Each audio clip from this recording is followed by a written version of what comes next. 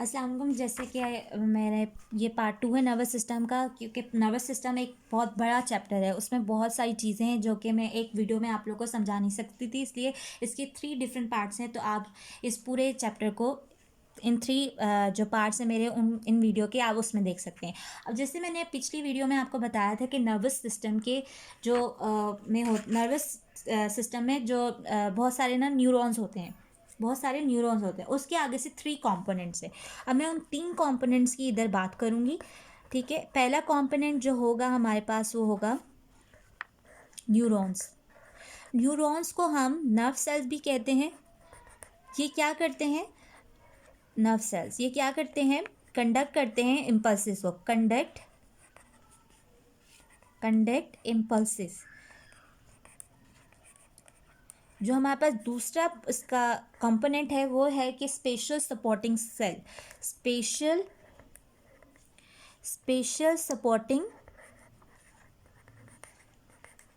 Supporting cells. इनका काम क्या होता है? ये नॉन एक्साइटेबल होते हैं, नॉन कंडक्टिंग होते हैं। इनका काम सिर्फ होता है ये प्रोटेक्ट करते हैं, नरिश करते हैं, प्रोटेक्ट करते हैं, नरिश करते हैं, नरिश करते हैं नरिश करते हैं न्यूरॉन्स को। Nourish neurons. जो हमारे पास थर्ड है वो हमारे पास है ऑर्डिनरी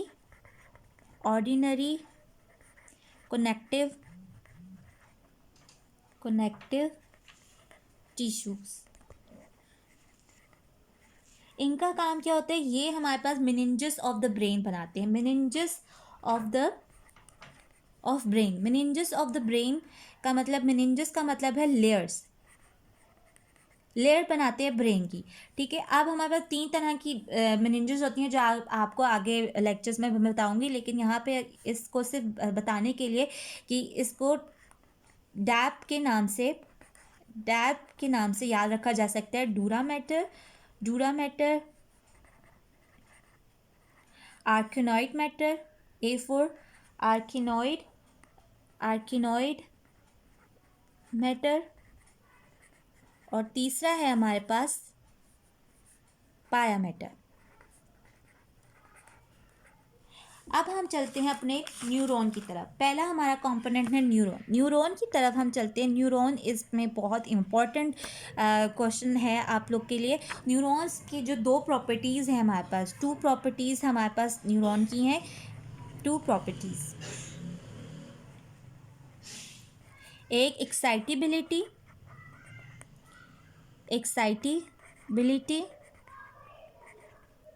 और दूसरा कंडक्टिविटी। जो एक्साइटेबिलिटी होता है वो हमारे पास क्या है कि न्यूरॉन की कितनी एबिलिटी है कि वो स्टिमुलाई को रिस्पॉन्ड करे, हम उसको एक्साइटेबिलिटी कहते हैं। और कंडक्टिविटी क्या होता है कि जो हमारे पास न्यूरॉन है उसकी कितनी एबिलिटी है कि वो सिग्नल को कंडक्ट करे, ठीक है। अब हमारे पास आ जाते हैं न्यूरॉन का स्ट्रक्चर। ये बहुत ही इंपॉर्टेंट आपके लिए क्वेश्चन है। न्यूरॉन का स्ट्रक्चर कभी कभार पेपर में बनाना भी आ सकता है। तो अब न्यूरॉन हमारे पास बहुत से शेप और साइज़ में होते हैं। जैसे कि आप देख रहे हो न्यूरॉन की ये स्ट्रक्चर है हमारे पास। न्यूरॉन में हमारे पास एक सेल बॉडी होती है। कॉन्सेप्ट सेल बॉडी में हमारे पास बहुत सारी ऑर्गेनेल्स होती हैं, like mitochondria, Golgi bodies, ribosomes. ये सारी सेल बॉडी हमारे पास लिखी होती हैं। क्योंकि इतना टाइम पेपर में नहीं होता कि आप सारी ऑर्गेनेल्स का नाम लिखो, इसलिए आप सिंपल सेल बॉडी लिख दो तो टीचर्स को समझ आ जाएगी। फिर हमारे पास न्यूक्लियस होता है जो कि आपको मेंशन करना ज़रूरी है, और न्यूक्लियोलस, ठीक है। अब हमारे पास आ जाते हैं यहाँ पे हमारे प्रोटोप्लाज्मिक प्रोसेसेस होते हैं। प्रोटोप्लाज्मिक प्रोसेसेस को हम न्यूरोराइट्स भी कहते हैं। न्यूरोराइट्स को 2 तरह के होते हैं, एक डेंड्राइट्स होते हैं और एक एक्सोन होते हैं। अब जो डेंड्राइट्स हैं वो हमारे पास ऊपर सेल बॉडी के पास होते हैं। डेंड्राइट्स जो होते हैं हमारे पास सेल बॉडी के पास होते हैं, और जो हमारे पास एक्सोन होते हैं वो हमारे पास away from the cell body होते हैं। यहाँ पे डेंड्राइट्स जो हैं वो CNS से मैसेज लेकर जाते हैं, और एक्सॉन जो है वो हमें मैसेज लेकर जाते हैं, और जो डेंड्राइट्स है वो short thread like exertion of the cell body. The dendrite conduct the nerve impulses towards the cell body. ये impulses cell body की तरफ लेके जाते हैं और extend away from the cell body लेके जाते हैं. अब हमारे पास Schwann cells आ जाते हैं. ये भी most important है आपको ये लिखना ज़रूरी है. Schwann cells हमारे पास इसमें होते हैं. Nodes of Denver ये भी लिखना ज़रूरी है. इसके भी मार्क्स होते हैं. Myelin sheath ज़रूरी है और synaptic button, यहाँ पे synaptic terminals होते हैं जिनको हम synaptic buttons भी कहते हैं. और मोस्ट इंपॉर्टेंट जो है हमारे पास एक्सॉन हिलॉक ये बहुत ही इंपॉर्टेंट है. इसके मार्क्स अगर ये नहीं लिखा तो समझा आपका स्ट्रक्चर बिल्कुल, आपको कुछ मार्क्स मिलेंगे, पूरे नहीं मिलेंगे अगर आपने एक्सॉन हिलॉक नहीं लिखा. ये हमारे पास आगे है न्यूरॉन का स्ट्रक्चर. अब हम आ जाते हैं कि न्यूरॉन्स हमारे पास 3 are divided into 3 groups. Neurons हमारे पास 3 ग्रुप में डिवाइडेड होते हैं. Unipolar neurons are divided into 3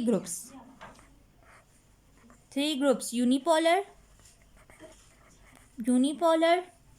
bipolar और मल्टीपोलर. अब जो यूनिपोलर है हमारे पास, वो हमारे पास मैं आपको डायग्राम दिखा देती हूँ. इसमें हमारे एक शॉर्ट प्रोसेस होता है, सिंगल शॉर्ट प्रोसेस होता है जिससे हमारे पास एक ही एक्सॉन और एक ही उस प्रोसेस से डेंड्राइट निकल रहा होता है. जैसे आप ये देख सकते हो, ये हमारे पास है यूनिपोलर. यहाँ पे एक शॉर्ट ही प्रोसेस है जो कि एक ही 2 ब्रांचेस में डिवाइडेड है, एक्सॉन और डेंड्राइट. अब हमारे पास आ जाते हैं बाइपोलर जो होते हैं, इनमें हमारे पास 2 न्यूराइड्स होते हैं. मतलब कि एक डेंड्राइट होता है और एक एक्सॉन होते हैं. एक सिंगल नहीं होता है, इसमें 2 चीज़ों में डिवाइड होता है. लाइक दिस, ये बाइपोलर है हमारे पास. एक हमारे पास होगा इसमें डेंड्राइट और एक होगा हमारे पास एक्सॉन. अब हमारे पास थर्ड हमारे पास आ जाता है मल्टीपोलर में हमारे पास सेवरल प्रोसेस होते हैं. मैनी डेंड्राइट्स और मैनी डेंड्राइट्स एंड 1 एक्सॉन. जैसे कि मैंने ये आपको पहले भी दिखाया और ये हमारे पास मल्टीपोलर न्यूरॉन है. इसमें डेंड्राइट बहुत सारे हैं और एक्सॉन एक है. ठीक है, अब हम आ जाते हैं कि जो नर्व फाइबर्स हैं, जो हमारे पास नर्व फाइबर्स हैं, उनको क्लासीफाई करते हैं हम 3 मेन टाइप्स में. जो न्यूरॉन्स हैं उनकी अब टाइप्स आ जाती हैं. Types of neurons. पहली टाइप जो है हमारे पास है एफरेंट. जैसे कि पिछली वीडियो में भी मैंने बताया कि एफरेंट जो होते हैं उनको हम सेंसरी भी कहते हैं और ये हमारे पास जो इम्पल्सेस हैं वो ब्रेन तक लेकर जाती हैं. और जो हमारे पास दूसरी है वो है इंटर न्यूरॉन्स.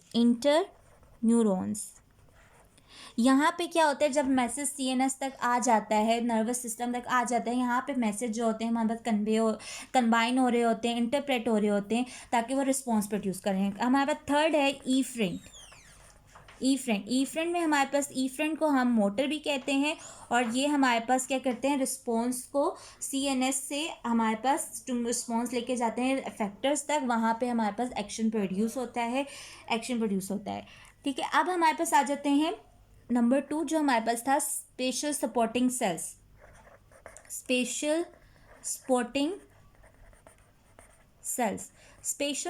सेल्स जो हमारे पास जो पीएनएस में है. मैं पीएनएस की अभी बात कर रही हूँ. पीएनएस में 2 तरह के होते हैं. एक होते हैं सैटेलाइट और एक होते हैं शिवॉन. जो सैटेलाइट सेल्स होते हैं वो हमारे पास कैप्सूल की उसको हम कैप्सूल सेल्स भी कहते हैं. और इनमें जो होते हैं, जो सेल बॉडी जो होती है नर्व फाइबर की, जैसे सपोज ये है, यहाँ पे ये सेल्स यूं करके अराउंड इसके अटैच होंगे. ये हमारे पास सैटेलाइट सेल्स होते हैं, इसीलिए इनको कैप्सूल सेल कहते हैं. और जो शिवॉन सेल्स हैं उनको हम न्यूरोलीमोसाइट भी कहते हैं. ये हमारे पास एसोसिएटेड होते हैं नर्व फाइबर एसोसिएटेड होते हैं एक्सॉन पे. ये हमारे पास एक्सॉन पे एसोसिएटेड होते हैं. जैसे कि इस पिक्चर में आप देखें कि एक्सॉन पे ही हमारे पास शॉन सेल बने हुए होंगे और शॉन सेल के ऊपर एक शीट होती है, उसको हम माइलिन शीट कहते हैं. ठीक है, अब हमारे पास आ जाते हैं स्पेशल सेल्स ऑफ सीएनएस में हमारे पास बहुत सारे स्पेशल कनेक्टिव सेल्स हैं जिनको हम न्यूरोलजिया भी कहते हैं. इन सेल को एक उनमें से है हमारे पास एस्ट्रोसाइट्स, एस्ट्रोसाइट्स, दूसरी है हमारे पास ओलिगो डेंड्रोसाइट्स, तीसरी हमारे पास है इसमें माइक्रो ग्लाइया, और चौथी है हमारे पास एपेंडीमा। इन सब को हम कहते हैं न्यूरोग्लिया। ठीक है। अब जो हमारे पास एस्ट्रोसाइट्स होते हैं, एस्ट्रो का मतलब स्टार शेप होते हैं, ये स्टार शेप होते हैं, और इन पे हमारे पास नंबरस प्रोसेसेस होते हैं, मतलब नंबरस प्रोसेसेस होते हैं, लाइक बहुत सारे हमारे पास डेंड्राइट्स और एक्सोन होते हैं। और मोस्ट इंपॉर्टेंट बात ये है कि जो ये एसोसिएटेड होते हैं ग्रे मैटर के न्यूरॉन्स पे, उनको हम प्रोटोप्लाज्मिक एस्ट्रोसाइट्स कहते हैं, प्लाज्मिक एस्ट्रोसाइट्स। और जो हमारे पास वाइट फाइबर पे अटैच होंगे उनको हम कहेंगे फाइब्रस एस्ट्रोसाइट्स। अब बात है ओलिगोडेंड्रोसाइट्स। ओलिगोडेंड्रोसाइट्स जो होते हैं वो स्मॉल सेल्स होते हैं। इनमें हमारे पास जो प्रोसेसेस होते हैं वो फ्यू प्रोसेसेस होते हैं, फ्यू डेंड्राइट्स एंड एक्सॉन होते हैं। मोस्टली एक्सॉन ही होते हैं इसमें, डेंड्राइट्स बहुत कम होते हैं, मोस्टली एक्सॉन होते हैं। और जो हमारे पास ये होते हैं ये सेल बॉडी के अराउंड फॉर्म बनते हैं, सेल बॉडी के जो न्यूरॉन है उसके अराउंड ये फाउंड होते हैं।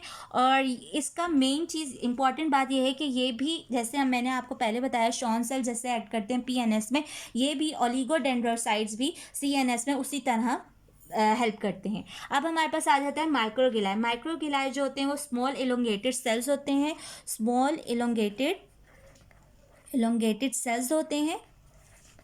और इनमें हमारे पास with very fine branch process, इनमें हमारे पास ब्रांच प्रोसेसेस होती हैं। और इनका फंक्शन होता है, स्कैवेंजर सेल्स भी कहलाते हैं, और फेगोसाइट, इनका काम होता है कि सेल्स को ईट करते हैं। अब हमारे पास एपेंडीमा आ जाता है। एपेंडीमा को हमारे पास एपेंडीमा जो होते हैं वो उनको हम single layer of cuboidal cell, इनमें हमारे पास क्यूबाइडल सेल की एक सिंगल लेयर होती है, क्यूबाइडल सेल्स की लेयर होती है, सिंगल लेयर होती है। और इसमें जो होते हैं ये हमारे पास क्या करते हैं, ब्रेन और जो सेंट्रल किनाल है, स्पाइनल कॉर्ड है, उनकी कैविटीज़ बनाता है। आई होप आपको मेरा ये टॉपिक समझ आ गया होगा। Thank you so much.